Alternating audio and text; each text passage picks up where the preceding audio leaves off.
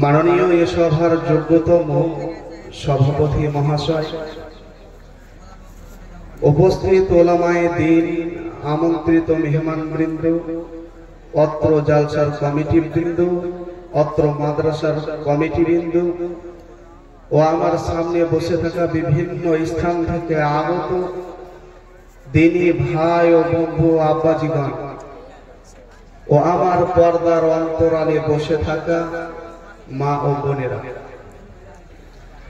আজকে বাৎসরিক জালসা মাদ্রাসার উন্নতি কল্পে প্রশংসা মাত্র সেই মহান আল্লাহ পাক রব্বুল আলামিনের জন্য যে আমরা প্রত্যেক বছরে নেই, এই বছরেও জালসার কাজে কালেকশনের কাজ আরম্ভ হয়েছে।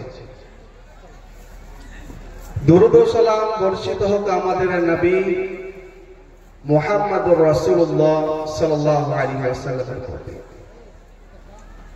তাই আমরা সকলেই বলি সাল্লাল্লাহু আলাইহি ওয়াসাল্লাম। আজকে আপনাদের সামনে খুব গুরুত্বপূর্ণ দুটি বিষয়ের উপরে আলোচনা করব। এক নম্বর বিষয় হচ্ছে পিতা মাতার সাথে সদাচরণ। দ্বিতীয় নম্বর বিষয় হচ্ছে ওহীর বিধান মানুষ মানতে বাধ্য। খুব গুরুত্বপূর্ণ, জীবনের সাথে, ইহকাল এবং পরকালের সাথে এই বিষয়ের অনেক সম্পর্ক রয়েছে। আমি সামনের শ্রোতাদেরকে বলবো, যে যে জায়গাগুলো ফাঁক রয়েছে আপনারা একটু আগে আসেন, আর পিছনে অনেক মানুষ দাঁড়িয়ে রয়েছেন, ওনাদেরকে বসার জায়গা করে দেন। প্রত্যেক সন্তানের ওপরে পিতামাতার সেবা যত্ন করা, পিতামাতার সাথে সদাচরণ করা নৈতিক কর্তব্য, বাধ্যতামূলক, ফরজ। তাই মহান আল্লাহ তাআলা বলেছেন সূরা ইসরা 17 নম্বর সূরা আয়াত নম্বর 23-24, ওয়াকাদা রাব্বুকা আল্লা তা'বুদু ইল্লা ইয়্যাহ, তোমার প্রতিপালক আদেশ দিয়েছেন একমাত্র আল্লাহ তাআলারই ইবাদত করো এবং তার পরে পরে তোমার পিতামাতার সেবা যত্ন করো। ইম্মা ইয়াবলুগান্না ইনদাকাল কিবারা আহাদুহুমা আও কিলাহুমা, পিতামাতার একজন বা উভয়জন বৃদ্ধ অবস্থায় উপনীত হলে ফালা তাকুল্লাহুমা উফ, কথা ও কর্মের মাধ্যমে তাদেরকে কষ্ট দিও না। ওয়ালা তানহারহুমা, তাদেরকে ধমক দিয়ে কথা বলো না। ওয়াকুল্লাহুমা কাওলান কারীমা, সম্মান দিয়ে কথা বলবে।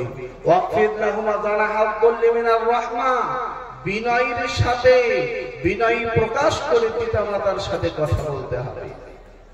আবু হুরায়রা রাদিয়াল্লাহু তাআলা আনহু তিনি বলেন, সুনানে তিরমিজির 1897 নম্বর হাদিস, একজন ব্যক্তি রাসূলুল্লাহকে জিজ্ঞাসা করলেন, আল্লাহ রাসূল, মান আহাব্বুন নাস বিহুসনি সাহাবাতি, আমার নিকটে সর্বোত্তম আচরণ পাওয়ার হকদার কে?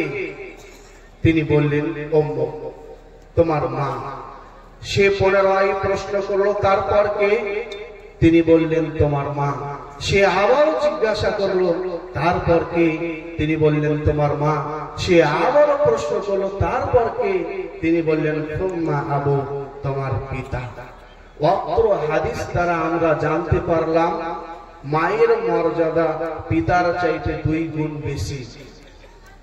মায়ের মর্যাদা পিতার চাইতে 2 গুণ বেশি কেন? কারণ মায়েদের কষ্ট বাপের তুলনায় একটু বেশি।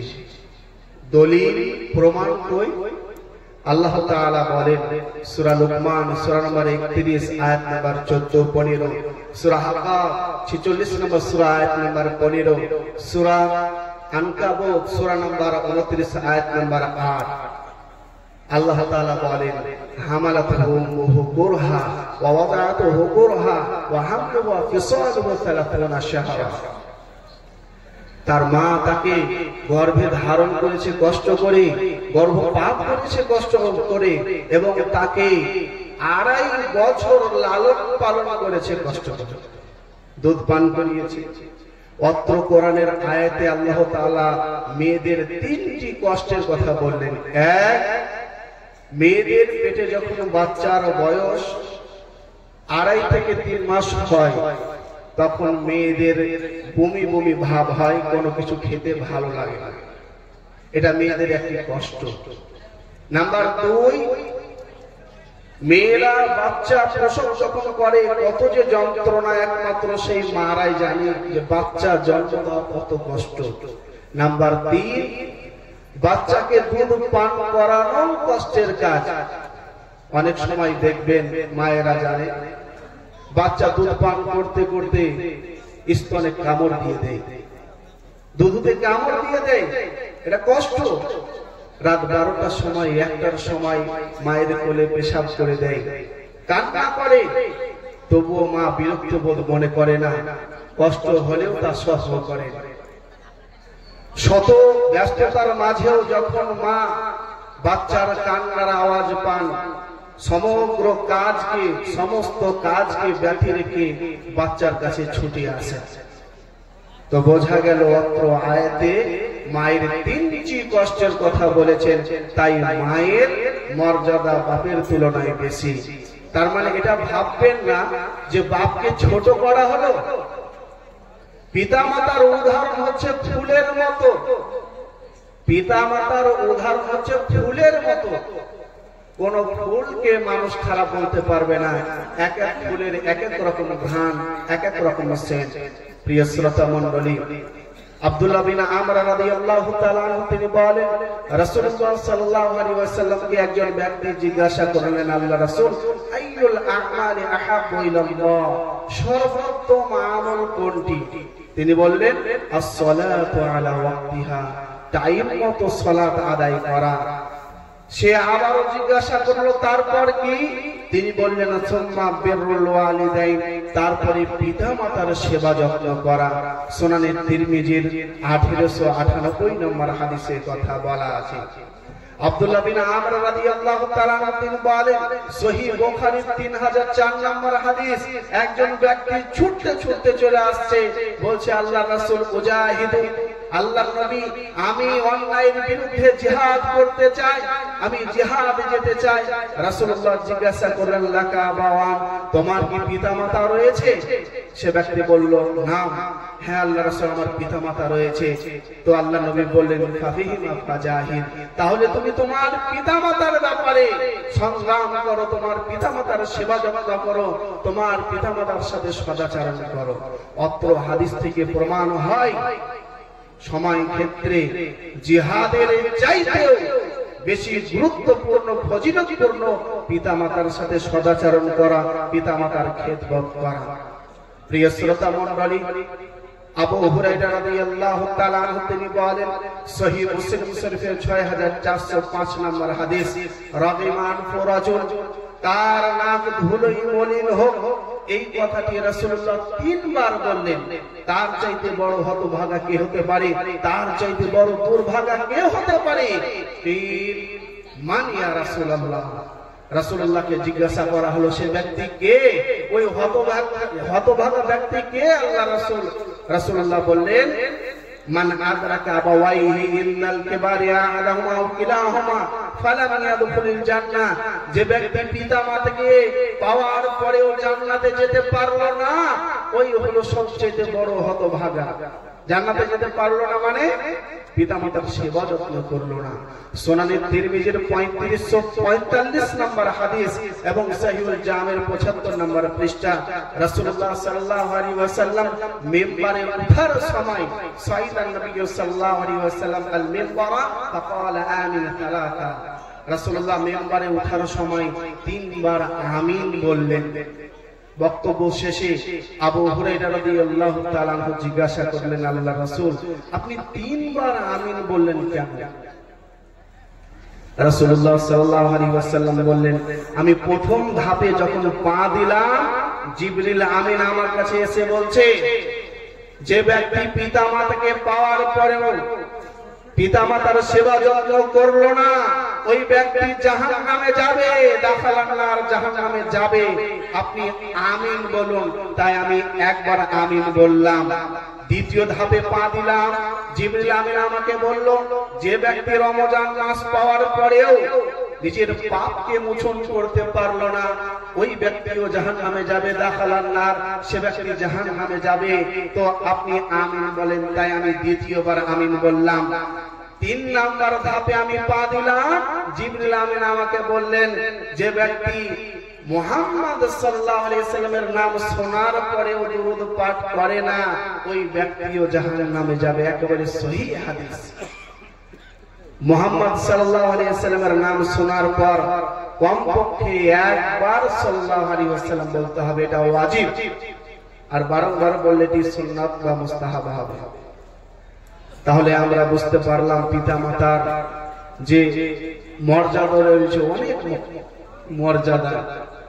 আবু উমামা আল বাহিলি রাদিয়াল্লাহু তাআলা আনহু তিনি জিজ্ঞাসা করলেন, আল্লাহর রাসূল, মা হাক্কুল ওয়ালিদাইনি আলা ওয়ালাদিহিমা, পিতামাতার কি অধিকার রয়েছে সন্তানের উপরে?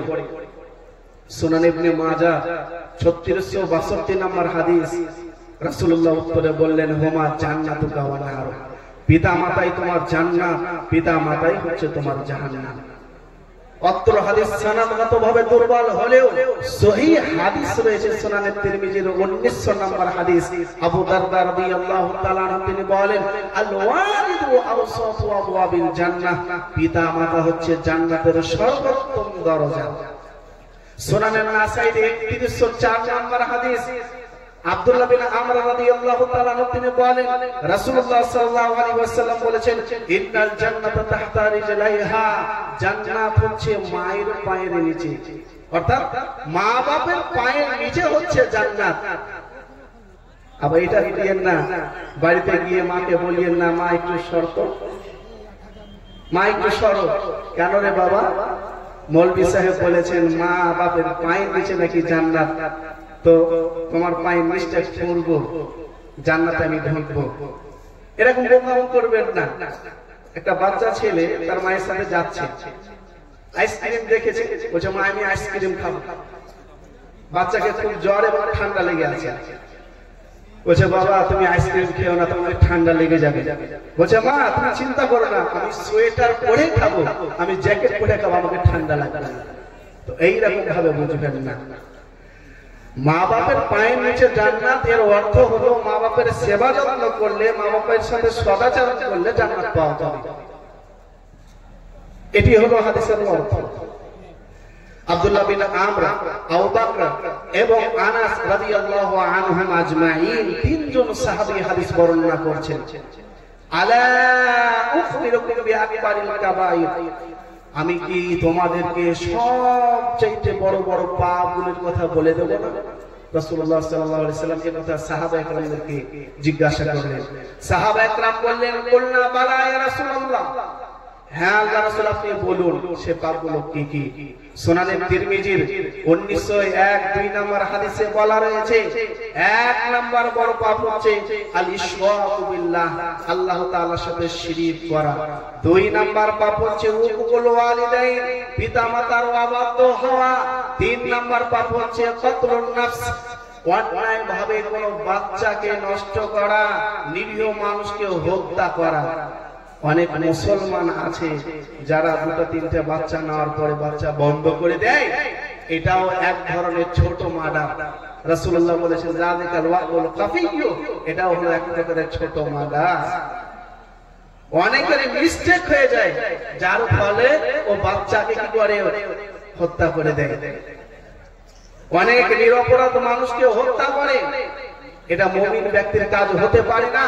সূরা ফুরকান সূরা নম্বর 25 আয়াত নম্বর 69 আল্লাহ তাআলা বলেন, ওয়াল্লাযীনা লা ইয়াদউনা মা'আল্লাহি ইলাহান আখার ওয়া লা ইয়াকতুলুনা আন-নাফসা আল্লাতী হারামাল্লাহু ইল্লা বিল হক ওয়া লা ইয়াজনুন। মুমিন ব্যক্তি আল্লাহ তাআলার সাথে শিরক করতে পারে না। মুমিন ব্যক্তি অন্যায়ভাবে নিরপরাধ মানুষকে, নিরপরাধ বাচ্চাকে হত্যা করতে পারে না, নষ্ট করতে পারে না। মুমিন ব্যক্তি জিনা করতে পারে না। সূরা আনাম 6 নম্বর সূরা আয়াত নম্বর 151, সূরা বানী ইসরাঈল 17 নম্বর সূরা আয়াত নম্বর 31 আল্লাহ তাআলা বলেন, লা তাকতুলু আওলাদাকুম খাশিয়াতা ইমলাক, তোমরা দারিদ্রতার ভয়ে, বুঝতে পারবো না এই ভয়ে সন্তানদেরকে হত্যা করে দিও না। নাহনু নারযুকুকুম ওয়া ইয়াহুম, আমি তোমাদেরকে রিজিক দিই এবং তাদেরকেও রিজিক দেব। সূরা রাদাতে আল্লাহ তাআলা বলেছেন, সূরা নামলে আল্লাহ তাআলা বলেছেন, মা মিন দাব্বাতিন ফিল আরদি ইল্লা আলাল্লাহি রিজকুহা, জমিনে যা কিছু আছে সব কিছুর রিজিক দাতা আল্লাহ তাআলা। তো রিজিকের মালিক যদি আপনি নিজেই নিজেকে মনে করেন, এটা শিরক হবে না? একজন সাহাবী জিজ্ঞাসা করছেন, আল্লাহর রাসূল সবচেয়ে বড় পাপ কি? তিনি বললেন, আল্লাহ তাআলার সাথে শিরক করা। তারপরে বাচ্চা নষ্ট করা, বাচ্চাকে হত্যা করা, তাকতুলা আওলাদাকুম মাখাফাতা ইয়াতামা মাআকুম, দারিদ্রতার ভয়ে, যে বুঝতে পারবো না, এতগুলো ছেলে মেয়ে বুঝতে পারবো না, বিয়ে দিতে পারবো না, খেতে দিতে পারবো না, এই ভয়ে। এটা হলো শিরকের পরে পরে পাপ। মুমিন ব্যক্তি এই কাজ করতে পারে না। 4 নাম্বার পাপ হচ্ছে ওয়ালিয়ামুল গামুস, মিথ্যা শপথ। 5 নাম্বার পাপ হচ্ছে শাহাদাতুজ জুর, মিথ্যা সাক্ষ্য দেওয়া। 6 নাম্বার পাপ হচ্ছে কাউলুজ জুর, মিথ্যা কথা বলা। আজকে মিথ্যাতে একবারে ভরপুর হয়ে গিয়েছে। মাঠে বলেন, ঘাটে বলেন, মসজিদে বলেন, মাদ্রাসাতে বলেন, রাস্তাতে বলেন, বাজারে বলেন, পুলিশ স্টেশনে বলেন, নার্সিং হোমে বলেন, আপনার হসপিটালে বলেন, শুধু মিথ্যা আর মিথ্যা। ফল আলার দোকানে মিথ্যা, সবজি আলার কাছে মিথ্যা, যারা জমি দালালি করে মিথ্যা, নার্সিং হোমে যে গাড়ি ডেলিভারি, হসপিটালে যে গাড়ি ডেলিভারি, ওখানেও মিথ্যা। এই ভোটের দিক দিয়ে মিথ্যা, শুধু মিথ্যাতে ভরপুর আর ভরপুর। টাকা ধার নিয়েছে মিথ্যা কথা, স্বামী স্ত্রীকে মিথ্যা, স্ত্রী স্বামীকে মিথ্যা, কেস করতে গেলে মিথ্যা, শুধু মিথ্যা আর মিথ্যা। সিরিয়ালে 6 নম্বর পাপ হচ্ছে মিথ্যা কথা বলা। প্রিয় শ্রোতা মণ্ডলী, রাসূলুল্লাহ সাল্লাল্লাহু আলাইহি ওয়াসাল্লাম তিনি বলেছেন, 4 শ্রেণীর মানুষ জান্নাতে যাবে না। 1, মান্না, উপকার করে খোটা দেয় যে। 2, কাম্মা, যারা জুয়া খেলে, এরা জান্নাতে যাবে না। আইপিএল এর মাধ্যমে, তাসের মাধ্যমে, লুডোর মাধ্যমে, ক্যারাম বোর্ডের মাধ্যমে যারা জুয়া খেলে, আরো যত মাধ্যম রয়েছে, এরা জান্নাতে যাবে না। ওয়ালা আকুন, যারা পিতামাতার অবাধ্য সন্তান, এরা জান্নাতে যাবে না। ওয়ালা মিন খামরিন, যারা নেশাদার দ্রব্য পান করে, এরা জান্নাতে যাবে না। সুনানে নাসাই 5682 নম্বর হাদিস, 5672 নম্বর হাদিস, 2 জায়গাতে হাদিসটি এসেছে।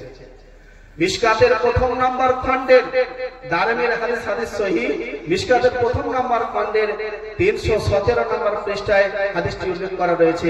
রাসূলুল্লাহ সাল্লাল্লাহু আলাইহি ওয়াসাল্লাম তিনি বলেন, সালাসাতুন কাদ হারামাল্লাহু আলাইহিমুল জান্নাহ, 3 শ্রেণীর মানুষের জন্য জান্নাত হারাম। 1, মুদমিনু খামরিন, মদখোর ব্যক্তির জন্য। 2, ওয়াল আক, পিতামাতার অবাধ্য সন্তান। 3, ওয়াদায়ুফ আল্লাযী ইয়াকিরু ফি আহলিহিল খাবার, ওই দায়িত্বশীল ব্যক্তি, ওই গার্জেন দেখছে আমার মেয়েটা প্রেম প্রীতি করছে, অন্যায় কাজ, হারাম কাজ। অনেক মানুষ বলে যে প্রেম ভালোবাসা নাকি বিয়ের আগে সুন্নাত, যে এই কথা বলবে ও কাফের। যে কথা বলবে যে বিয়ের আগে প্রেম ভালোবাসা করা সুন্নাত, ও কাফের হয়ে যাবে। সূরা আরাফ 7 নম্বর আয়াত নাম্বার 33 থেকে 34 আল্লাহ তাআলা বলেন, কুল ইন্নামা হারামা রাব্বুল ফাওয়াহিশা মা যাহারা মিনহা মা বাতান, হে নবী আপনি বলে দিন, আল্লাহ তাআলা হারাম করেছেন গোপন ভালোবাসা হোক অথবা প্রকাশ্যে ভালোবাসা হোক।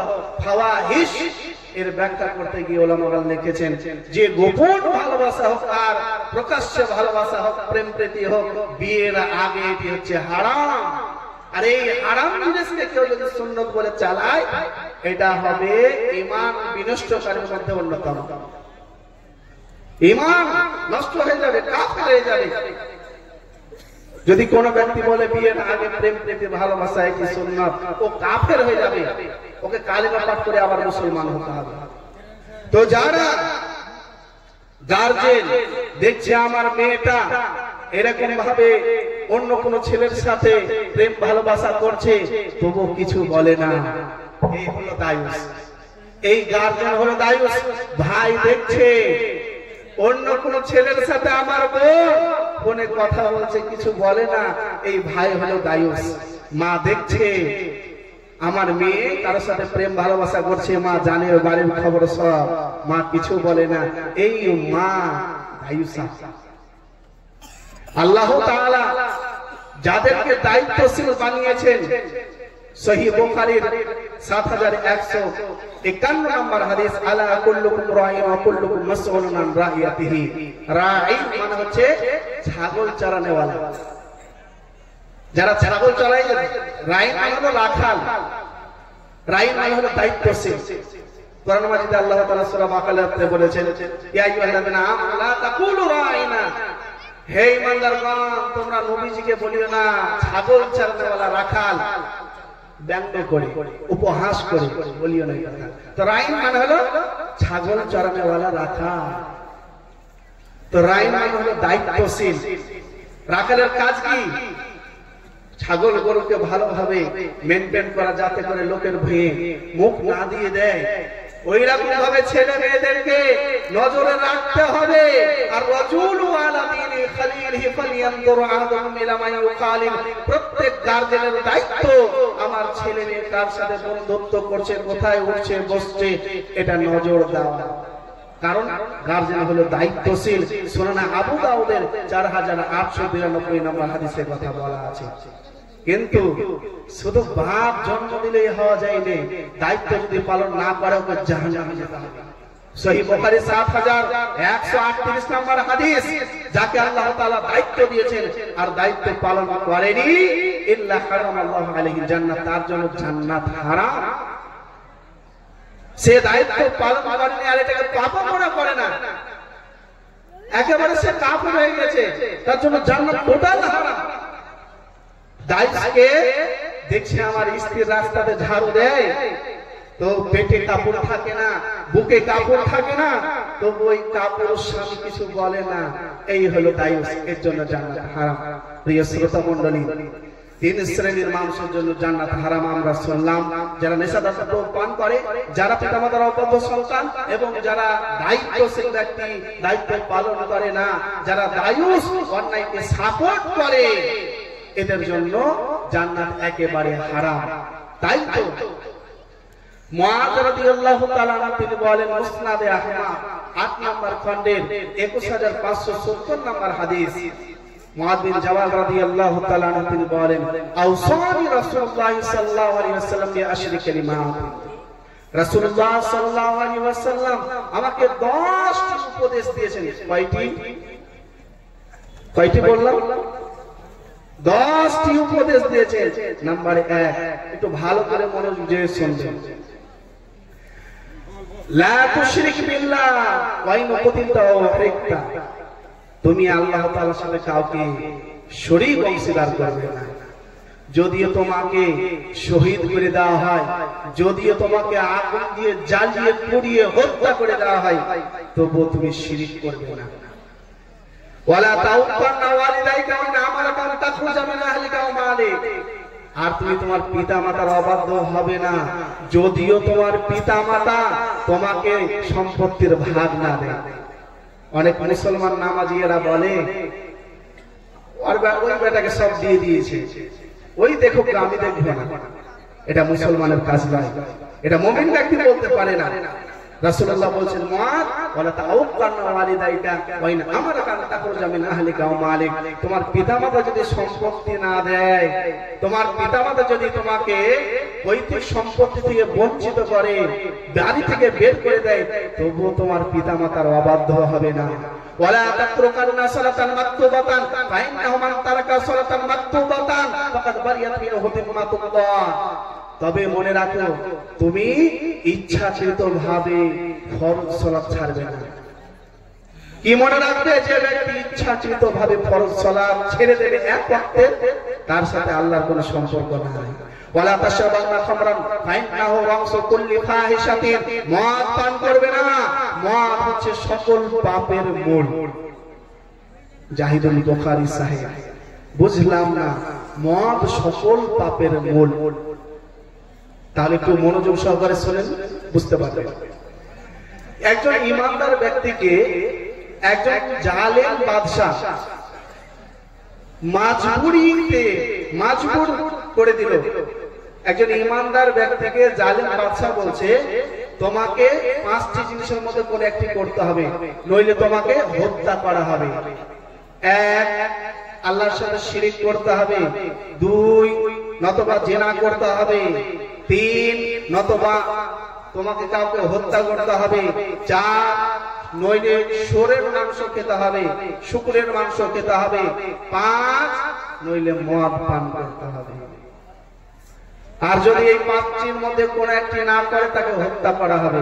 সে মাজবুরি অবস্থায় মদ তাকে বেছে নিয়েছে। সহিহ হাদিস, একেবারে গাজা করলে সহিহ হাদিস। সে মদকে বেছে নিল, বেছে নেওয়ার পর শুকরের মাংস খেয়ে ফেলে। মদ খেয়ে নেশা হয়ে গেছে, এবার শুকরের মাংস খেয়ে ফেলে। শুকরের মাংস খাওয়ার পর জেনা করে ফেলল। একজন সুন্দরী মহিলার উপর দিয়েছিল অফার, তার সাথে জেনা হয়ে গেল। এবার জেনা করার পর শয়তানে এসে ওয়াসওয়াসা দিচ্ছে, আরে তুই যে ভারী পরহেজগার, লোকে যদি জানতে পারে যে তুই অমুকের সাথে জেনা করেছিস, তাহলে তোর কি অবস্থা হবে। তো কি করা যায়, ওকে হত্যা করে দে, প্রমাণ একেবারে বিলুপ্ত হয়ে যাবে। হত্যা করে দিলে। এবার শয়তানে ওয়াসওয়াসা দিচ্ছে, এবার যদি লোকে জানতে পারে, আরে অমুকের সাথে জেনা করে তাকে হত্যা করে দিয়েছে, তোর অবস্থাটা কি হবে। তাই তো কি হবে তুই আমাকে একটা চেষ্টা কর, আমি তোকে বাঁচিয়ে নেব। ইবলিসকে সাজদা করিয়ে নিল, তার ঈমান নষ্ট করে দিল, শিরক করিয়ে দিল।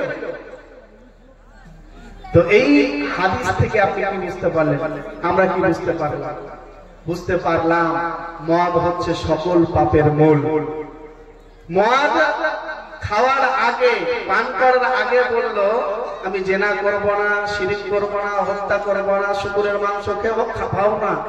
কিন্তু যখন মদ পেটে চলে গেল, ও সবগুলোই করলো। ওই জন্য বলা হয়েছে, মদ পান করো না, মদ হচ্ছে সকল পাপের মূল।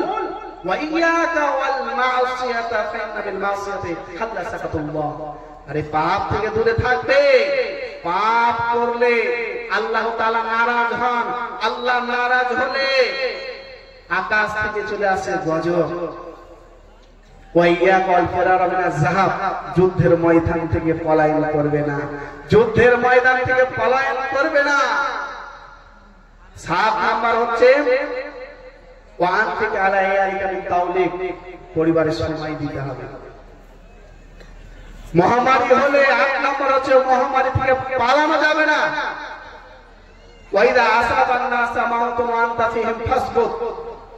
এলাকাতে মহামারী এসেছে, আমি অন্য এলাকাতে চলে যাব, যাওয়া যাবে না, ওই এলাকাতেই থাকবে। 9 নাম্বার হচ্ছে ছেলে মেয়েদেরকে শাসন করতে গেলে লাঠি লাগবে। 10 নাম্বার হচ্ছে সন্তানদের অন্তরে জাগিয়ে তুলতে হবে আল্লাহ তাআলার ভয়। তাহলে এই হাদিসে যেটা মাহাল্লে ইস্তেশহাদ হচ্ছে যে পিতা মাতার অবাধ্যচারণ করবে না, এই বিষয়ের সাথে সম্পৃক্ত এতটুকু যে পিতা মাতার অবাধ্য হবে না, যদিও তোমাকে সম্পত্তি থেকে বঞ্চিত করে। প্রিয় শ্রোতা মণ্ডলী, আল্লাহ তাআলার পক্ষ থেকে গজব কখন আসে জানেন? সুনানে তিরমিজির 2210, 11, 13 এবং মিশকাত শরীফের 5450 নম্বর হাদিস, সহিহুল জামি 1774 নম্বর হাদিস। রাসূলুল্লাহ সাল্লাল্লাহু আলাইহি ওয়াসাল্লাম তিনি বলেন, মানুষের কাছে বিপদ আসবে তখন ইদা আতা রাজুলু যাওজাতাহু ওয়া কাওমাহু, যখন স্ত্রীর কথা অনুযায়ী চলবে, মার কথা কোনো ভ্যালু দিবে না, মায়ের সাথে চাকরানির মতো দুর্ব্যবহার করবে। সহিহ মুসলিম শরীফের 8 নম্বর হাদিস, কিয়ামতের আলামত হচ্ছে মায়ের সাথে দুর্ব্যবহার করবে যেমন চাকর চাকরানির সাথে মালিকে ব্যবহার করে। ওয়াবাররা সাদিকাহু জাফা আবাহু, বন্ধুদের সাথে শালা সম্বন্ধের সাথে খুব একেবারে পরহেজগার, আর বাপের সাথে দুর্ব্যবহার। শালা সম্বন্ধের সাথে সৎ ব্যবহার করবে আর বাপের সাথে করবে দুর্ব্যবহার। ওয়ারতাফাতিল আসওয়াতু ফিল মাসাজিদ, মসজিদে মানুষ গল্প গুজব করবে, মসজিদে মানুষ রাজনীতি নিয়ে কথা বলবে, তখন আল্লাহ তাআলার পক্ষ থেকে গজব আসবে। ওয়াসাফা ওয়াসাদাল কাবিলাত ফাসিকুহু, বংশের নেতৃত্ব দেবে কে জানেন? নিকৃষ্ট সন্তান। ওয়াকানা যাইমুল কওমি আলকালাহু, আর দেই আপনার পঞ্চায়েত চালাবে সবচাইতে খারাপ মানুষ। প্রত্যেক পঞ্চায়েতে যে খারাপ মানুষ আছে আমি কথা বলছি, কিন্তু আমি হাদিসের তরজমা করছি। তখন আসবে আল্লাহ তাআলার পক্ষ থেকে গজব আসবে একেবারে। বংশের নেতৃত্ব দেবে নিকৃষ্ট সন্তান, আর রাজনীতিতে নেতৃত্ব দিবে অধিকাংশই খারাপ আর খারাপ। ওয়াজহারাতুল বাইনা ওয়াল মাআসি, মানুষ গান বাজনা শুনবে। প্রত্যেক বাড়িতে এখন মোবাইল, প্রত্যেক বাড়িতে প্রত্যেকের হাতে মোবাইল, গান বাজনা শুনছে। গায়িকা নর্তকীদের প্রকাশ ঘটছে। অসুবিধাতিল খমর, মদ পান করা হবে, এভেলেবেল করা হচ্ছে। তখন আল্লাহ তাআলার পক্ষ থেকে আযাব আসবে। আর বাস্তবিকতায় তো এই হাদিসে কি বলা রয়েছে? পিতা মাতার সাথে করা হবে দুর্ব্যবহার, তখন আল্লাহ তাআলার পক্ষ থেকে গজব আসবে। আগেকার মানুষ পিতা মাতার সাথে কিরকম সদাচরণ করতো জানেন? জানলে অবাক হবেন। সহিহ বুখারীর 2333 নম্বর হাদিস, একজন ব্যক্তি ছাগল চড়িয়ে এসে দুধ দহন করে পিতা মাতাকে পান করাতো, ছেলে মেয়ে স্ত্রী, তারপরে নিজে পান করতো। একদিনকে বাড়ি ফিরতে লেট হয়ে যায়, দুধ দহন করে মা বাপকে দিতে যাচ্ছে, তো দেখছে মা বাপ ঘুমিয়ে গেছে। তো দুধের বাটি নিয়ে ওই সন্তান দাঁড়িয়ে রইল, আর ছোট ছোট বাচ্চা ছেলে মেয়ে ওই লোকের পায়ের কাছে কান্না করছে, হাঁ মাফ করে কান্না করছে। আব্বা খেতে দাও, আব্বা দুধ দাও, পান করতে দাও, খুব খিদে লেগেছে। এক পর্যায়ে এসে ছোট ছোট বাচ্চারা ঘুমিয়ে গেল। সকাল হলো, পিতা মাতা দেখছে আমার সন্তান দুধের বাটি নিয়ে সারা রাত দাঁড়িয়ে আছে, কি ব্যাপার? সে ঘটনা খুলে বলল। তারপরে পিতা মাতাকে দুধ পান করালো, তারপর ছেলে মেয়ে স্ত্রী এবং নিজে দুধ পান করলো। এই ছিল পিতা মাতার প্রতি ভালোবাসা, সম্মান, স্নেহ। সাহাবায়ে কেরাম জানতেন না যে মা বাপকে তো মারা দূরের কথা, মা বাপকে গালি দেবে ভবিষ্যতে, এই কথা জানতেন না। আল্লাহ রাসূল ভবিষ্যৎবাণী করছেন যে পিতা মাতাকে গালি দেবে এক সময়, এমন এক সময় আসবে। সাহাবায়ে কেরাম বলছেন, কাইফা ইয়ালানু রাজুল আবার রাজুল, কিভাবে গালি দিতে পারে মা বাপকে, এটা তো বুঝতেই আমরা পারিনি। তো সাহাবায়ে কেরাম মা বাপকে এত সম্মান দিতেন যে নিজে না খেয়ে আগে পিতা মাতাকে খাওয়াতেন, বউ বাচ্চাকে খাওয়ানোর আগে মা বাপকে খাওয়াতেন, আগে মা বাপের খোঁজ খবর নিতেন। আর আজকে আমরা পিতা মাতার ভ্রক্ষেপ করি না। যতদিন আমরা বিয়ে করিনি বা চলতে শিখিনি ততদিন মা বাপ, আর যখন আমাদের হাত পা হয়ে গেল, বিয়ে হয়ে গেল, তখন মা বাপের আর প্রয়োজন নেই, আমরা একাই একশো। বোঝা গেল? দুটা ঘটনা বলবো, একদম অন্তর ছুঁয়ে যাওয়ার মতো ঘটনা। মা বাপের বদদোয়া থেকে বেঁচে থাকে। সুনানে আবু দাউদ শরীফের 1536 নম্বর হাদিস, রাসূলুল্লাহ সাল্লাল্লাহু আলাইহি ওয়াসাল্লাম তিনি বলেন, সালাসাতু দাওয়াতিন মুস্তাজাবা, তিন প্রকারের দোয়া, তিন শ্রেণীর মানুষের দোয়া কারেন্টের মতো কবুল হয়। নাম্বার 1, দাওয়াতুল মুসাফির, মুসাফির ব্যক্তির দোয়া। 2, দাওয়াতুল ওয়ালিদাইন আলা ওয়ালাদিহিমা, পিতা মাতার বদদোয়া সন্তানের উপরে। নাম্বার 3, দাওয়াতুল মাজলুম, মাজলুম ব্যক্তির বদদোয়া কারেন্টের মতো কবুল হয়। তার ছোট্ট একটি উদাহরণ দিয়ে দিই। একজন মা বলছেন, যার খেলাম মুতের ভাত, তার খেলাম পায়ের লাভ, আল্লাহ তুমি বিচার করো। এ কথা বলার কারণ কি? একজন ব্যক্তি অ্যাক্সিডেন্টে মারা যায়, সে তার স্ত্রী এবং এক সন্তানকে রেখে যান। সেই স্ত্রী লোকের বাড়িতে বাড়িতে কাজ করে সন্তানকে লালন পালন করে। একদিন সন্তানকে বুকে করে নিয়ে ভাত খাওয়াচ্ছে, তো বাচ্চা পেশাব করে দিলেন। ওই পেশাব যুক্ত ভাতগুলো সাইড করে দিলেন, আর পেশাব মুক্ত ভাতগুলো বাচ্চাকে খাওয়া। যে পেশাব যুক্ত ভাতগুলো বাকি ছিল মা খেলেন। এইভাবে সন্তানকে লালন পালন করতে করতে এক পর্যায়ে বড় একটি ডাক্তার তৈরি করলেন, ছেলের বিবাহ দিলেন। খোকা বলছে, মা ঈদের বাজার করতে যাও, তোমার কিছু লাগলে বলো। তখন বলছে, মা খোকা আমার তো এখন কিছু লাগবে না, লাগলে আমাকে বলবো বাবা, তবে আমার কমলা লেবু খেতে ইচ্ছে করছে, দুটি কমলা লেবু আনবো। ঠিক আছে মা, আমি আনবো। ছেলে আর বউ চলে গেল বাজার, এদিক সেদিক এদিক সেদিক, সারাদিন ধরে বাজার টাজার করে বাড়ি ফিরছে। মা জিজ্ঞাসা করলো, খোকা কমলা লেবু এনেছো বাবা? সেই জামা আমি ভুলে গেছি গো, আমি কালকে এনে দিব। পরের দিন মা জিজ্ঞাসা করছে, বাবা কমলা লেবু এনেছো? বলছে, মা ভুলে গেছি গো। এইরকম 3-4 দিন হয়ে গেল। গ্রামের প্রতিবেশী এক ফুপু এসেছে, কথা বলতে বলতে বলছে, আর জানো বাবু, ছেলের কাছে কমলা লেবু খেতে চাইলাম, 3-4 দিন হয়ে গেল, ভুলে যাই শুধু। আমি তাহলে দোকান থেকে কিনে এনে দিই। যে না না, আমার ছেলে জানতে পারলে খুব কষ্ট পাবে। এই কথা কিন্তু বাড়ির বৌমা শুনে ফেলে। শুনে ফেলার পর ছেলে যখন, খোকা যখন ডিউটি থেকে এলো, বৌমা লাগিয়ে দিল, আর জানো তুমি তোমার মাকে কমলা লেবু কিনে দাওনি, গোটা গ্রামে তোমার নামে গিল্লা করে বেড়াচ্ছে, গীবত করে বেড়াচ্ছে, বদনাম করে বেড়াচ্ছে।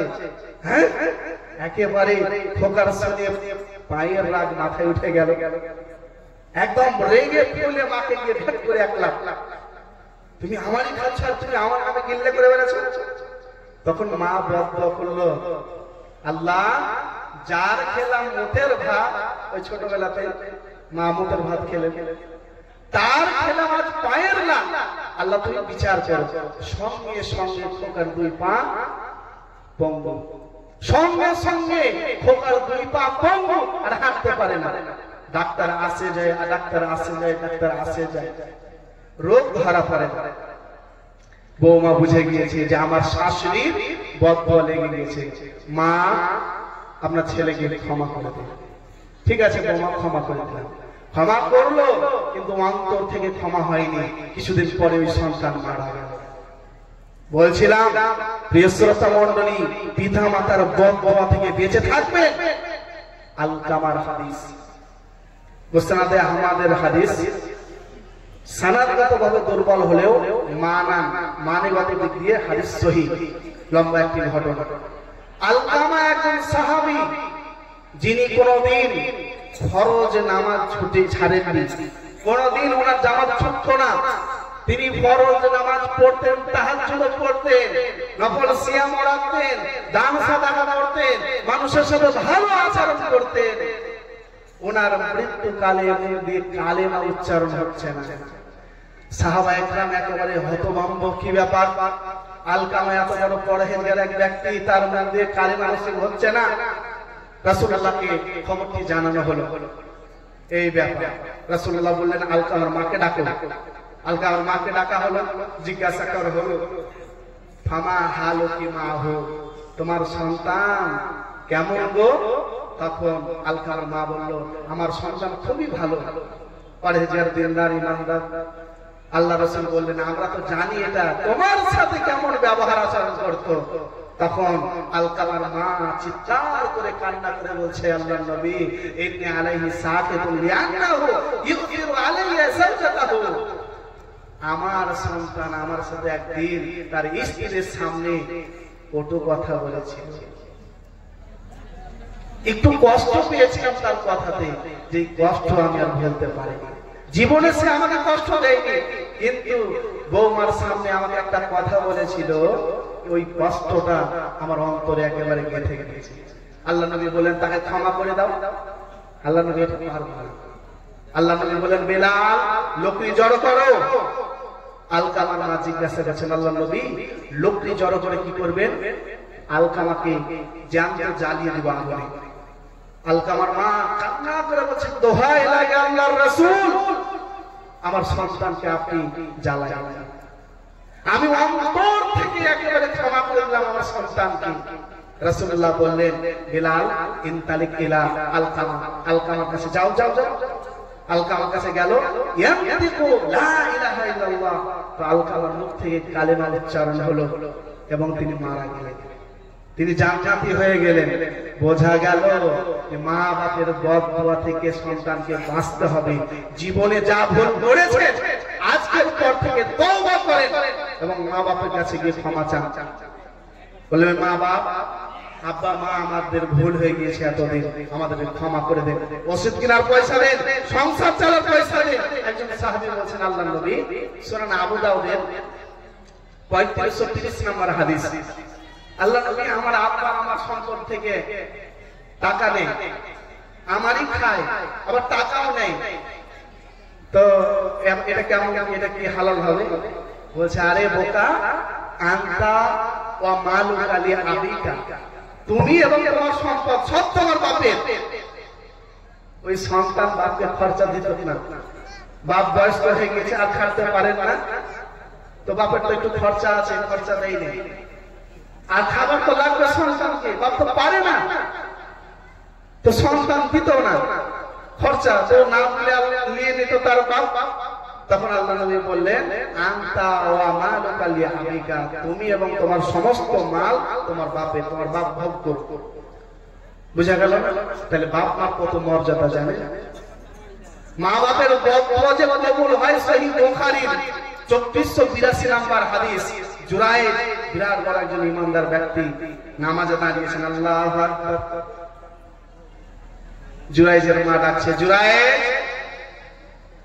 এবার জুরাইজ মনে মনে ভাবছে যে কি করব, নামাজ পড়বো না, মার ডাকে সারা দিল, তো নামাজটা পড়ে গেলি। তো জুরাইজের আসতে লেট হওয়ার কারণে জুরাইজের মা বদদোয়া করে দিলেন, একেবারে তার হাতের মতো বদদোয়া কবুল হয়ে গেল আল্লাহ তাআলা। সহিহ বুখারীর হাদিস, গাঁজা করে কিসসা কাহিনী নয়, সহিহ বুখারী 2482 নম্বর হাদিসে কথা বলা আছে। ওই জন্য মা বাপের বদদোয়া থেকে বাঁচতে হবে। মা বাপ যতই খারাপ হোক না কেন, মা বাপের কথা মানতে হবে, মা বাপের কথা মানা ফরজ। সহিহ বুখারীর হাদিস, রাসূলুল্লাহ তিনি বলেন মা বাপের সব কথা মানা যাবে, তবে শরীয়ত বিরোধী কথা বললে মানা যাবে না। ইন্নামাত তাআতু ফি মা'রুফিন লা তাআতা ফি মাসিয়াতিল খালিক। আল্লাহ তাআলার শরীয়ত বিরোধী কথা মা বাপের মানা যাবে না। ইন্নামাত তাআতু ফিল মা'রুফ, শরীয়ত বিরোধী কথা যদি না হয়, মা বাপের কথা মানা হচ্ছে ফরজ। মা বাপের কথা মানতেই হবে, মা বাপের কথা মানতে হবে, মা বাপের জন্য দোয়াও করতে হবে। মহান আল্লাহ তাআলা বলেছেন সূরা ইসরা 7 নম্বর সূরা আয়াত নম্বর 23-24, আকুর রাব্বিরহামহুমা কামা রাব্বায়ানি সাগীরা। মা বাপের জন্য দোয়া করো যে হে আল্লাহ, তুমি আমার পিতা মাতাকে ওইভাবে দেখভাল করো যেইভাবে আমাকে দেখভাল করেছিল শৈশবকালে। মা বাপের জন্য 5খানা কোরআনে দোয়া রয়েছে। সূরা ইব্রাহিম 14 নম্বর সূরা আয়াত নম্বর 41, রব্বানা গফিরলি ওয়া লিওয়ালিদাইয়া ওয়া লিল মুমিনিনা ইয়াওমা ইয়াকুমুল হিসাব। এটা পিতা মাতার জন্য দোয়া, মুমিনদের জন্য। সূরা নূহ সূরা নম্বর 70 আয়াত নম্বর 28, রব্বিগফিরলি ওয়া লিওয়ালিদাইয়া ওয়া লিল মুমিনিনা, রব্বিগফিরলি ওয়া লিওয়ালিদাইয়া ওয়া লিমান দাখালা বাইতা মুমিনা ওয়া লিল মুমিনিনা ওয়াল মুমিনাত ওয়া লা তাজিদিয যালিমিনা ইল্লা তাবারা। এটি হচ্ছে পিতামাতার এবং মুমিনদের জন্য দোয়া। সূরা আহকাফ 46 নম্বর সূরা আয়াত নম্বর 15, সূরা লুকমান 31 নম্বর সূরা আয়াত নম্বর 14, আল্লাহ তাআলা বলেন পিতামাতার জন্য এটাও দোয়া, রব্বি আউযিনি আন আশকুরা নি'মাতাকা আল্লাতী আন'আমতা আলাইয়া ওয়া আন আ'মালা সালিহান তারদাহু ওয়া আসলিহ লি ফি দুনিয়াতি ইন্নী তুবতু ইলাইকা ওয়া ইন্নী মিনাল মুসলিমিন। মহান আল্লাহ তাআলা সূরা লুকমানের 14 নম্বর আয়াতের মধ্যে বলছেন আনিশকুরলি ওয়া লিওয়ালিদাইকা ইলাইয়াল মাসির। আমার শুকরিয়া আদায় করো এবং পিতা মাতার শুকরিয়া আদায় করো। এই আয়াতের মানে কি হবে? তুহফাতুল আহওয়াজি 7 নম্বর খণ্ডের 17 নম্বর পৃষ্ঠাতে বলা আছে, আল্লাহ তাআলা বলেছেন আমার শুকরিয়া আদায় করো। এর অর্থ কি? মান সাল্লাস সালাওয়াতুল খামস, যে ব্যক্তি 5 ওয়াক্ত সালাত আদায় করবে, ফাকাদ শাকারাল্লাহ, সে ব্যক্তি আল্লাহ তাআলার শুকরিয়া আদায় করলো। আর পিতামাতার শুকরিয়া কি? ওয়ামান তাআলি ওয়ালিদাইহি আকাবাহুমা, যে ব্যক্তি পিতামাতার জন্য দোয়া করবে, ওই ব্যক্তি সে তার পিতামাতার শুকরিয়া আদায় করলো। বোঝা গেল যে পিতামাতার জন্য দোয়া করতে হবে। সহিহ মুসলিম 1513 নম্বর হাদিস, 3 প্রকারের আমল মানুষ মরে যাওয়ার পরে কবরে যায়। নাম্বার 1 মিন সাদাকাতিন জারিয়াতিন, সাদাকায়ে জারিয়া। নাম্বার 2 আও ইলমিন ইউনতাফাউ বিহি, উপকারী জ্ঞান যা মানুষকে শিখিয়েছে, ছাত্রদেরকে শিখিয়েছে। নাম্বার 3 আও ওয়ালাদুন সালিহিন ইয়াদউ লাহু, নেক সন্তান তৈরি করে গিয়েছে, ওই নেক সন্তান পিতামাতার জন্য দোয়া করবে। কিয়ামতের দিন অনেক পাপী পিতামাতাকে আল্লাহ তাআলা ক্ষমা করে দেবে। যেই সব পিতামাতা কোনদিন আশা করেনি যে আল্লাহ তাআলা আমাদেরকে ক্ষমা করবেন, তারা একেবারে নিশ্চিত আমরা জাহান্নামে যাব। আমরা যা পাপ করেছি আল্লাহ তাআলা হয়তো ক্ষমা করবেন না, ওই সব পাপী পিতামাতাকে আল্লাহ তাআলা ক্ষমা করে দেবেন।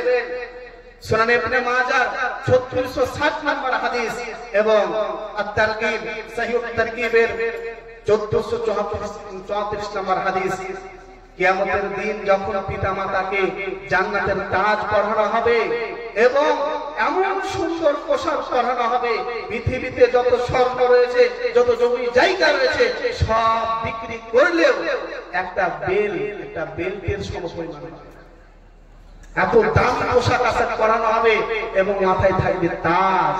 ওই পিতামাতারা বলবে, আল্লাহ আমরা এত গুনাহগার বান্দা, আমরা জান্নাতি হয়ে গেলাম, আমরা তো ভাবতেই পারছি না। হাবিবা হুসিনা হাদা, আমরা কোন আমলের ভিত্তিতে জান্নাতি হলাম, জান্নাতের পোশাক পেলাম, দয়া করে একটু জানতে পারি। আল্লাহ তাআলা বলবেন ফেরেশতার মাধ্যমে, বিআকলি ওয়ালিদিকুমুল কোরআন, তোমার সন্তানকে কোরআনের শিক্ষা দিয়েছে, তোমার সন্তানকে ইসলামিক জ্ঞান দিয়েছিলে। বিইস্তিগফারি ওয়ালিদিকুম, তোমার সন্তান তোমার জন্য ইস্তেগফার করত, দোয়া করত, দুই হাত তুলে দোয়া করত, আল্লাহ আমার পিতামাতা জীবনে যা গুনাহ করেছে, জীবনে যা গুনাহ করেছে সব তুমি ক্ষমা করে দাও। আল্লাহ জানতে অজান্তে যা গুনাহ করেছে তুমি সব গুনাহ ক্ষমা করে দাও। আমি গফুর রহিম, আল্লাহ বলবেন আমি ক্ষমাময় দয়াময়।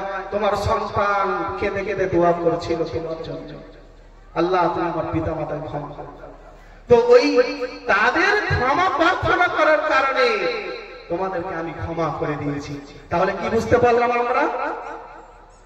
যে পিতামাতার গুনাহ মাফ হয়ে যাবে সন্তানের ইস্তিগফারের মাধ্যমে। ওই 40 চাহরণ করলে পিতামাতার গুনাহ ক্ষমা হবে এই কথা বলা নেই। ইসালের সওয়াবের নামে যতগুলো ভণ্ডামি রয়েছে, এগুলো করলে পিতামাতার যে আযাব কম হবে এটাও নেই। মানুষ মরে যাওয়ার পরে 8 প্রকারের কাজ করা যায়, তার মধ্যে অন্যতম হলো এই যে পিতামাতার জন্য দোয়া, আর দ্বিতীয় নম্বর হলো দান। হাদিসে রয়েছে মৃত ব্যক্তির জন্য দান করলে মৃত ব্যক্তির উপকার হয়। সহিহ বুখারীর 11টি হাদিস রয়েছে। একজন সাহাবীর মা মারা গিয়েছেন, আল্লাহ রাসূল বলছেন, আল্লাহ রাসূল এসে বলছেন, আল্লাহ নবী আমি আমার মার পক্ষ থেকে দান করব, আয়ানফা ওয়াহা ইতাসাদদাকু আনহা, আমি দান করলে কি আমার মায়ের কোনো উপকার আসবে? বলছে হ্যাঁ তুমি দান করো।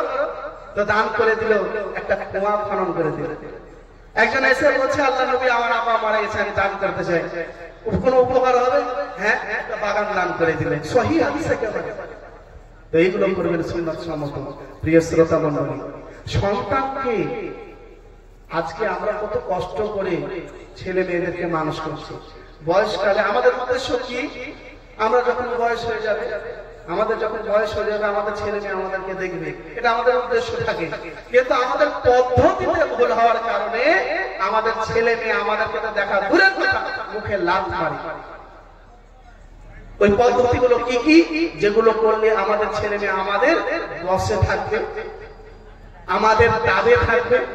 চারটি জিনিস মনে রাখবেন, খুব গুরুত্বপূর্ণ কথা। এই চারটি জিনিস সন্তানের প্রতি যত্ন সহকারে তাদের ব্রেনে ঢুকিয়ে দেবে।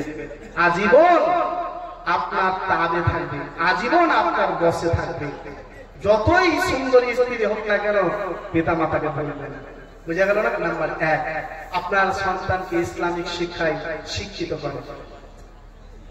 মৌলবি করতে হবে, হাফেজগারি করতে হবে, এটা বাধ্যতামূলক নয়, তবে করতে পারলে অনেক ভালো। বুঝা গেল? কমপক্ষে আপনার ছেলে মেয়েকে কোরআন হাদিসের অতটুকু জ্ঞান দিবেন যার দ্বারা সে নামাজ পড়তে পারবে। আপনি মারা গেলে আপনার জানাজা নামাজটা পড়তে পারবেন, পড়াতে পারবেন। আল্লাহ তাআলা বলেছেন মাদ্রাসাতে আপনার একেবারে সবচেয়ে ছোট ক্লাস থেকে মৌলবি ক্লাস সব পর্যন্ত শুধু মা বাপের সেবা যত্ন করলে কি উপকার, মা বাপের সাথে দুর্ব্যবহার করলে কি ক্ষতি, এগুলো পড়ানো হয়। হয় কি হয়নি? একেবারে মক্তব থেকে মৌলবি হওয়া পর্যন্ত মাদ্রাসাতে এগুলো পড়ানো হয়। যখন মা বাপ সম্পর্কে শুনবে, মা বাপের সাথে সৎ ব্যবহার করলে কি আমাদের লাভ, আর দুর্ব্যবহার করলে কি ক্ষতি, তাদের অন্তরে ভালোবাসা জাগবে না মা বাপ সম্পর্কে? জাগবে অবশ্যই। ওই জন্য আল্লাহ তাআলা সর্বপ্রথম বলেছেন ইকরা, পড়ো। সূরা আলাক 96 আয়াত নাম্বার 1, সূরা মুহাম্মদ 47 নম্বর আয়াত নাম্বার 19 আল্লাহ তাআলা বলেন ফাআলাম, আগে জ্ঞান অর্জন করো। সুনান ইবনে মাজাহ 224 নম্বর হাদিস, তালাবুল ইলমি ফরিয়াদাতুন আলা কুল্লি মুসলিম, প্রত্যেক মুসলমান নারী পুরুষের উপরে ধর্মীয় জ্ঞান অর্জন করা ফরজ।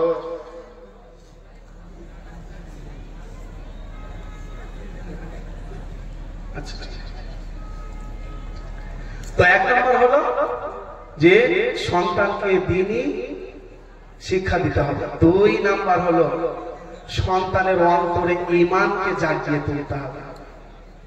সন্তানের অন্তরে ঈমানকে জাগিয়ে তুলতে হবে। ঈমান কি জিনিস? ঈমান হচ্ছে ব্রেকের মতো। যে কোনো গাড়ি চালাবে, মোটরসাইকেল হোক, 4 চাকা হোক, ট্রেন হোক, বাস হোক, নিয়ন্ত্রণে রাখতে গেলে আপনার ব্রেকের প্রয়োজন। অনুরূপ ভাবে ছেলে মেয়েদেরকে কন্ট্রোলে রাখতে গেলে, মানুষের দেহকে কন্ট্রোলে রাখতে গেলে ব্রেকের প্রয়োজন। আর ওই ব্রেকের নাম হচ্ছে ঈমান। মানুষের ব্রেক যে ঈমান, তার প্রমাণ কি? এই যে রমজান মাসে, রোজার মাসে মানুষ দরজা লাগিয়ে কোন খাবার খেতে চাইলে তো পারেন, কিন্তু খান না কেন? কেউ তো দেখতে পাবে না, কিন্তু খান না কেন? ঈমানে বাধা দেয়। কে দেখছে না দেখুক, আল্লাহ দেখছে। ওই জন্য আল্লাহর নবী বলেছেন কুল আমানতু বিল্লাহি সুম্মা ইসতাকিম, ঈমান আনো, ঈমানের উপরে অটল থাকো। বোঝা গেল? এই জন্য রাসূলুল্লাহ সাল্লাল্লাহু আলাইহি সাল্লাম 13 বছর ঈমানের দাওয়াত দিয়েছেন মানুষের ব্রেক তৈরি করার জন্য। নাম্বার 3, সন্তানের অন্তরে আল্লাহ তাআলার ভয়কে জাগিয়ে তুলুন। আল্লাহ তাআলার ভয় কি জিনিস? আল্লাহ তাআলার ভয় হচ্ছে সিসি ক্যামেরা। একটি স্বর্ণের দোকানে 4 সাইডে সিসি ক্যামেরা লাগানো রয়েছে, আর 2 জন ব্যক্তি ক্যামেরা দেখার জন্য রয়েছে। আচ্ছা বলুন তো, ওই দোকানে কোনো চোর চুরি করবে? করবে না। চুরি করতে এলেই ধরা পড়বে, তাই কি না? অনুরূপ ভাবে প্রত্যেক মানুষের কাঁধে কিরামান কাতিবিন রয়েছে। কিরামান কাতিবিন, ইনারা মানুষের নেকি এবং পাপ লিখেন। সূরা পাপ সূরা নম্বর 50 আয়াত নাম্বার 16 থেকে 18, সূরা ইনকিতাব সূরা নম্বর 82 আয়াত নাম্বার 11-12। কিরামান কাতিবিন মানুষের ভালো ও মন্দ, নেকি ও পাপ লিপিবদ্ধ করেন। তার সাথে সাথে ভিডিও ক্যামেরাও করেন। সিসি ক্যামেরা নিয়ে ভিডিও ক্যামেরাও করেন। দলিল প্রমাণ কি? সূরা জিলজালা সূরা নম্বর 99 আয়াত নম্বর 7-8, ফামান ইয়ামাল মিসকালা যাররাতিন খায়রান ইয়ারা, যে ব্যক্তি এক অণু পরিমাণ নেকির কাজ করবে, কিয়ামতের দিন আল্লাহ তাআলা ওই ভিডিও ফুটেজে দেখাবেন। ওমান ইয়ামাল মিসকালা যাররাতিন শাররান ইয়ারা, যে ব্যক্তি এক অণু পরিমাণ পাপ কাজ করবে, কিয়ামতের দিন আল্লাহ তাআলা ভিডিও ফুটেজে দেখাবেন। বুঝা গেল? তো সিসি ক্যামেরা প্রত্যেক গার্জেন নিজে যদি সজাগ থাকে এবং ছেলে মেয়ের অন্তরে এই আল্লাহ তাআলার ভয়কে জাগিয়ে তোলে, প্রত্যেক যুবক যুবতী প্রত্যেক মানুষ যদি মনে করে আমি সিসি ক্যামেরার আওতায় রয়েছি, আমি সিসি ক্যামেরার মধ্যে রয়েছি, ওই পাপ করবে, অন্যায় করবে, অন্যায় করলেই তো ধরা পড়বে, পিতামাতার সাথে দুর্ব্যবহার করলেই তো কিয়ামতের দিন ধরা পড়বে। তো সে অন্যায় করবে না, পাপ করবে না, মা বাপের কথা অনুযায়ী চলবে। বুঝা গেল না? পবিত্র কোরআন মাজিদে আল্লাহ তাআলা নামাজের চাইতে বেশি বলেছেন আল্লাহ তাআলার ভয় সম্পর্কে। সূরা আল ইমরান 3 নম্বর সূরা আয়াত নম্বর 103 আল্লাহ তাআলা বলেছেন যে তোমরা আল্লাহ তাআলাকে ভয় করো। সূরা নিসা 4 নম্বর সূরা আয়াত নম্বর 1 হে মানবমণ্ডলী তোমরা তোমাদের রবকে ভয় করো। সূরা হাজার 33 নম্বর সূরা আয়াত নম্বর 71 আল্লাহ তাআলা বলেন হে ইমানদারগণ তোমরা তোমাদের আল্লাহ তাআলাকে ভয় করো। শুধু ভয় করার কথা বলেছেন আল্লাহ তাআলা, আর ভয় হচ্ছে সিসি ক্যামেরা নেই, আমরা জানতে পারি। নাম্বার 4 সালাত। সন্তানের অন্তরে সালাতকে জাগিয়ে তুলুন, তাহলে কি হবে? আপনার সন্তান অটোমেটিক খারাপ কাজ থেকে, হারাম কাজ থেকে, অন্যায় অশ্লীল কাজ থেকে নিজে নিজে দূরে থাকবে। আল্লাহ তাআলা বলেছেন সূরা আনকাবুত সূরা নম্বর 29 আয়াত নম্বর 45 ইন্নাস সালাতা তানহা আনিল ফাহশাই ওয়াল মুনকার, নিশ্চয়ই সালাত মানুষকে অন্যায় কাজ থেকে, অশ্লীল কাজ থেকে, হারাম কাজ থেকে, বেহায়াপনা থেকে দূরে রাখে। ওই জন্য রাসূলুল্লাহ বলেছেন সুনানে আবু দাউদ 495 নম্বর হাদিস, মুরু আওলাদাকুম বিসসালাতি ওয়া হুম আবনাউ সাবঈ সিনিন, তোমরা তোমাদের সন্তানদেরকে 7 বছর বয়স থেকে নামাজের ট্রেনিং দাও। নামাজের ট্রেনিং দাও, শুধু নামাজ পড়ার কথা বলো, নামাজ পড়ানো শেখাতে হবে না। এখনকার মুসলমান এরা তো নিজেরাই নামাজ পড়তে জানে না, সন্তানকে কি শেখাবে? 10 বছরের মধ্যে যদি নামাজ না হয় মারতে হবে তাদেরকে, মেরে তাদেরকে নামাজি বানাতে হবে। এই 4টা জিনিস যদি আমরা করতে পারি, আমাদের সন্তান আমাদের কথা অনুযায়ী চলবে, আমাদের তাবে থাকবে, নচেত না। এবার মানুষ বলতে পারে হুজুর আপনি যে কথা বললেন যে নামাজ পড়লে পিতা মাতাকে দেখবে, পাপ কাজ থেকে দূরে থাকবে, হারাম থেকে দূরে থাকবে, তাই কিনা? কিন্তু অনেক নামাজি আছে মা বাপকে দেখে না, মুখের ভাষা ভালো নয়, সুদ খায়, ঘুষ খায়, মানুষের জমি দখল করে বসে আছে। বলতে পারে, তবে আমি তার জবাবে বলবো শুনুন, নামাজ 2 শ্রেণীর ব্যক্তি নামাজ পড়ার পরে জাহান্নামে যাবে, জানেন? সূরা মাউন সূরা নম্বর 107 আয়াত নম্বর 5 এবং 6 ফাওয়াইলুল লিল মুসাল্লিন আল্লাযীনা হুম আন সালাতিহিম সাহুন, যারা মনোযোগ সহকারে সালাত আদায় করে না এরা নামাজ পড়ার পরেও জাহান্নামে যাবে। বুঝা গেল? নাম্বার 2 আল্লাযীনা হুম ইউরাউন, এবং যারা লোক দেখা নামাজ পড়ে এরাও জাহান্নামে যাবে। তাহলে এই 3 শ্রেণীর মানুষ নামাজ পড়েও জাহান্নামে যাবে। এবার আমরা চেক করব যে আমরা কি এই 2 শ্রেণীর মধ্যে পড়ছি না পড়ি না। এই 2 শ্রেণীর মধ্যে আমরা পড়ছি না পড়ি না, আমরা একটু চেক করে নিই। মহান আল্লাহ তাআলা বলেন সূরা মুমিনুন সূরা নম্বর 23 আয়াত নম্বর 3 আল্লাযীনা হুম ফি সালাতিহিম খাশিউন, যারা ঈমানদার ব্যক্তি তারা বিনয়ের সাথে মনোযোগ সহকারে সালাত আদায় করবে। যারা ঈমানদার ব্যক্তি তারা কি করবে? আল্লাযীনা হুম আলা সালাতিহিম ইউহাফিজুন, টাইম মতো সালাত আদায় করবে। সূরা বাকারাতে আল্লাহ তাআলা বলেছেন 233 নম্বর আয়াতে, হাফিজু আলাস সালাওয়াত ওয়াস সালাতিল উস্তা, 5 ওয়াক্ত সালাতের হেফাজত করো। সালাতের হেফাজত করো মানে কি? দুটি অর্থ। নাম্বার 1 টাইম মতো সালাত আদায় করো, নাম্বার 2 বুঝে নামাজ পড়ো, বুঝে বুঝে মনোযোগ সহকারে। বুঝা গেল? আচ্ছা আচ্ছা, তো আল্লাহ তাআলা বললেন টাইম মতো সালাত আদায় করো। টাইম মতো সালাত আদায় করা হচ্ছে ফরজ। সূরা নিসা 4 নম্বর সূরা আয়াত নম্বর 103 আল্লাহ তাআলা বলেন ইন্নাস সালাতা কানাত আলাল মুমিনিনা কিতাবাম মাওকুতা, নিশ্চয়ই সালাত মুমিনদের জন্য টাইম মতো ফরজ করা হয়েছে। মুমিনদের জন্য সময় মতো সালাতকে ফরজ করা হয়েছে টাইমের মধ্যে পড়তে হবে, বুঝা গেল? আর মুনাফিকের সালাত হচ্ছে ইচ্ছা মতো সালাত আদায় করবে, নামাজ পড়ার পরে ও জাহান্নামে যাবে। মুমিন ব্যক্তি নামাজ পড়বে, ও কোরআনের তেলাওয়াত শুনলে তার ঈমান বাড়বে, কোরআন হাদিসের আলোচনা শুনলে তার ঈমান বাড়বে। সূরা আনফাল সূরা নাম্বার 8 আয়াত নাম্বার 2। আমরা ইমাম সাহেবের পেছনে এতদিন নামাজ পড়ি, কোনদিন ঈমান বেড়েছে আমাদের? কোনদিন আমাদের অন্তরটা একটু কেঁপে উঠেছে? ওঠেনি। সূরা মাইদা সূরা নাম্বার 5 আয়াত নাম্বার 83, وَإِذَا سَمِعُوا مَا أُنزِلَ إِلَى الرَّسُولِ تَرَى أَعْيُنَهُمْ تَفِيضُ مِنَ الدَّمْعِ مِمَّا عَرَفُوا مِنَ الْحَقِّ। হে নবী, ওই সব ঈমানদার মানুষগুলোকে দেখেন যারা কোরআনের আয়াত শুনলে চোখ দিয়ে পানি ঝরঝর করে পড়ে। আমাদের জীবনে কোনদিন চোখ দিয়ে পানি বেরিয়ে হয়েছে কোরআনের আয়াত শুনে? হয়নি। আমাদের নামাজে মনোযোগ বসে না, নামাজের মধ্যে যে একটা স্বাদ রয়েছে, শান্তি, ওই স্বাদটাও আমরা পাই না। সূরা আদা 13 নম্বর সূরা আয়াত নম্বর 28, আলা বিযিকরিল্লাহি তাতমাইন্নুল কুলুব। নিশ্চয়ই নামাজের মধ্যে রয়েছে আন্তরিক প্রশান্তি, নামাজের মধ্যে রয়েছে এক প্রকারের স্বাদ, সে স্বাদটা কিন্তু আমরা পাই না। আচ্ছা, সালাত মানে কি? সালাত মানে আদ-দুআ। আর সালাতু লুগাতান আদ-দুআ, সালাত মানে হচ্ছে দোয়া।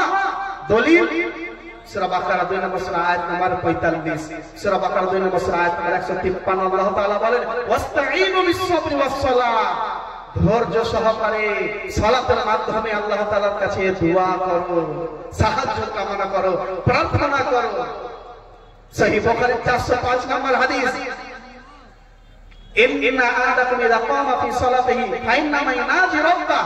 যখন কোন ব্যক্তি নামাজে দাঁড়ায় সে তার রবের সাথে মুনাজাত করে, তার রবের কাছে দোয়া করে।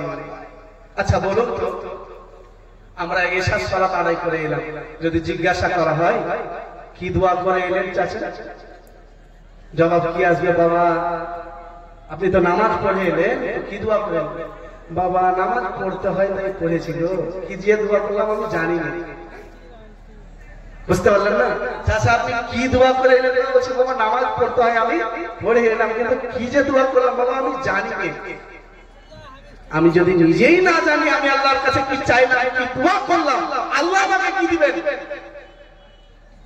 আমি যদি নিজেই না জানি আমি আল্লাহর কাছে কি চাইলাম, কি দোয়া করলাম, আল্লাহ আমাকে কি দিবেন?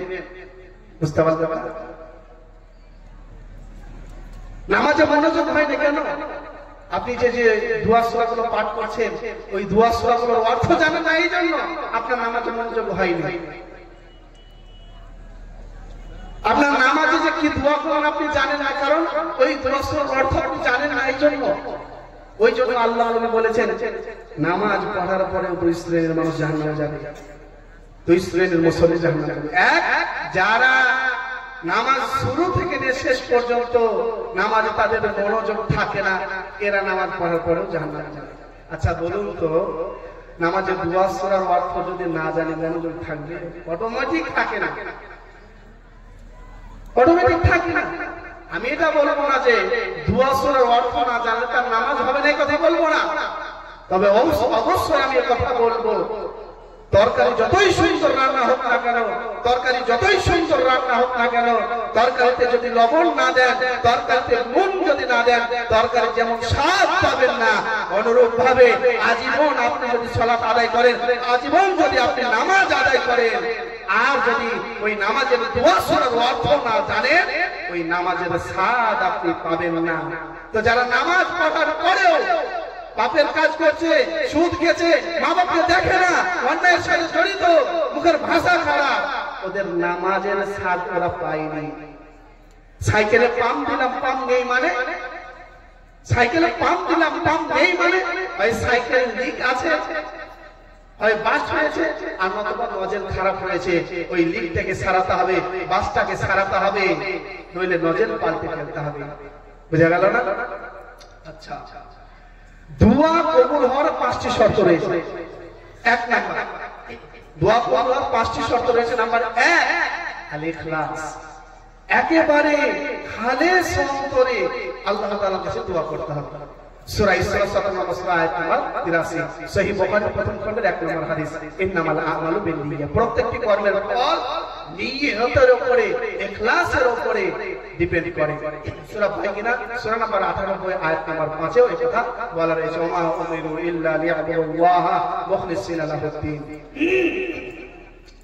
আচ্ছা, দোয়া কবুল হওয়ার দ্বিতীয় নম্বর শর্ত হচ্ছে হুজুরুল কালব, মনোযোগ সহকারে দোয়া করতে হবে। আমরা নামাজে দাঁড়াই, আমাদের নামাজে মনোযোগ থাকে। নামাজে দাঁড়ালে তো মনে পড়ে চায়ের দোকানের কথা, মনে পড়ে চপের দোকানের কথা, মনে পড়ে আজকে সারাদিনে কি বেচা কিনা হলো, মনে পড়ে বাড়ির কথা, মনে পড়ে ছেলে স্ত্রীর কথা, মনে পড়ে হসপিটালের কথা, মনে পড়ে মাঠ ঘাটের কথা, মনে পড়ে বাজারের কথা। আপনার তো মনোযোগই থাকলো না।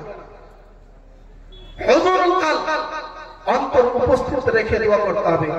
নাম্বার 3, কেন? সুনানে তিরমিজিতে হাদিস রয়েছে, আল্লাহ রাসূল বলছেন লা ইস্তাজিবু দুআআ মিন কলবিন ওয়াহিদ, কোন ব্যক্তি যদি মনোযোগ সহকারে দোয়া না করে ওর দোয়া ওর সালাত আল্লাহ কবুল করবেন না। সহিহ হাদিস একেবারে তিরমিজির 39-69 নম্বর হাদিসের কথা বলা আছে। নাম্বার 3, আদমুল ইস্তিজাল, দোয়া করার সময় তাড়াহুড়ো করে যেন দোয়া না হয়। আমরা দোয়া করি নামাজে আলহামদুলিল্লাহ রাব্বিল আলামিন, একেবারে কানা হাফেজের মতো পড়ে যায়।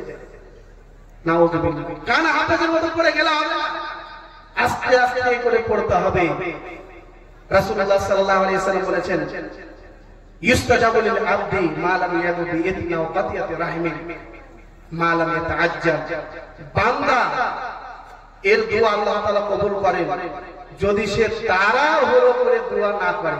তাড়াহুড়ো করে দোয়া কবুল করলে আল্লাহ তাআলা তার দোয়া কবুল করবেন না। তো নামাজ 1 মিনিটে 2 রাকাত হয়ে গেল, 2 মিনিটে 2 রাকাত হয়ে গেল, এরকম তাড়াতাড়ি 5G নামাজ কবুল হবে আল্লাহ তাআলার নিকটে?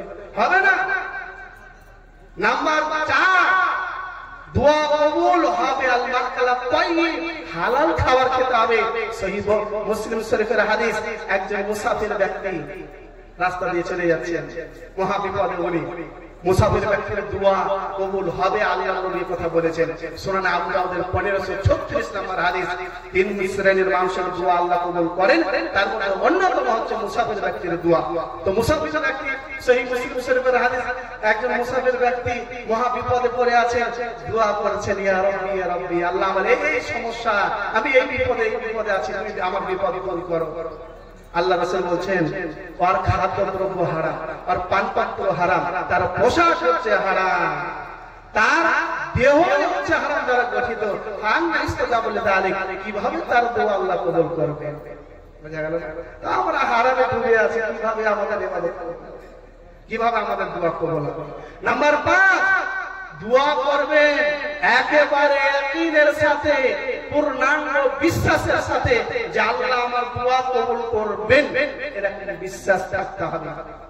রাসূলুল্লাহ সাল্লাল্লাহু আলাইহি ওয়াসাল্লাম তিনি বলেন উদুল্লাহ ওয়া আনতুম মুকিনুনা বিল ইজাবা, সুনানে তিরমিজির সহিহ হাদিস, যে তোমরা আল্লাহ তাআলার কাছে দোয়া করো একেবারে পূর্ণাঙ্গ ইয়াকিনের সাথে, তাহলে তোমাদের দোয়া আল্লাহ তাআলা কবুল করবেন।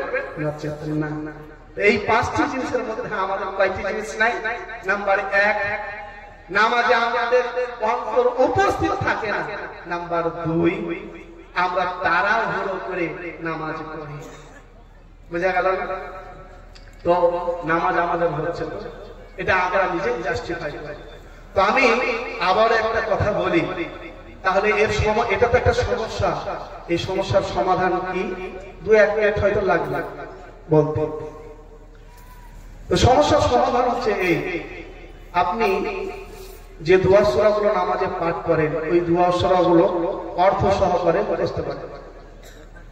আপনি বলবেন আমার বয়স হয়ে গিয়েছে, আমার দ্বারা তার হবে না, এই কথা বলিয়ে দিন। সহিহ বুখারীর 18 নম্বর পৃষ্ঠা, ওয়াকাদ তাআল্লামা আসহাবু মুহাম্মাদিন সাল্লাল্লাহু আলাইহি ওয়াসাল্লাম বাদা সিন্নি কিবার, সাহাবায়ে কেরাম 80 বছর 100 বছর 100 পার হয়ে যাওয়ার পরও জ্ঞান চর্চা করেছেন, জ্ঞান অধ্যয়ন করেছেন, শিখেছেন। ওই জন্য হুজুর আপনার চলবে না, বুঝলেন? আপনি 1 লাইন 2 লাইন পারছেন না, একটা করে শব্দ শিখবেন অল্প অল্প করে, অল্প অল্প করে শিখলে ইনশাআল্লাহ 2-3 মাসের মধ্যে আপনাকে তো পুরো কোরআন মাজিদের মানে জানতে হবে না। দৈনন্দিন জীবনে 5 ওয়াক্ত সালাত আদায় করতে যতটুকু দুয়াশরা লাগবে ওই দুয়াশরার অর্থ হলো আপনি জানবেন। এবার কিছু মানুষ হয়তো বলবে এতদিন আমি জানলাম না, আর এখন জানবো বুড়াদি গালে এসে। এ কথা বলিয়েন, এ কথা বলিয়েন না। আপনার কাছে 1000 টাকা রয়েছে, দুই পকেটে 500 করে, এই পকেটে 500 টাকা, এই পকেটে 500 টাকা। একটা 500 টাকার নোট হারিয়ে গিয়েছে, আপনি রাগ করে যে বাকি 500 টাকা আছে এটা ফেলে দিবেন? ফেলবেন কি? ফেলবেন না। যেটা হারিয়ে গেছে গেছে, আর যেটা আছে ওটা যত্ন করে রাখবেন, তাই তো? তো অনুরূপ ভাবে আপনার জীবনের যে সময়টা চলে গিয়েছে, যে বয়সটা অতিবাহিত হয়ে গিয়েছে, ওটা নিয়ে টেনশন করিয়েন না, ওটা নিয়ে টেনশন করিয়েন না, ওটা বাদ দিয়ে দিন। যে বয়সটা আছে ওই বয়সটাকে কাজে লাগে।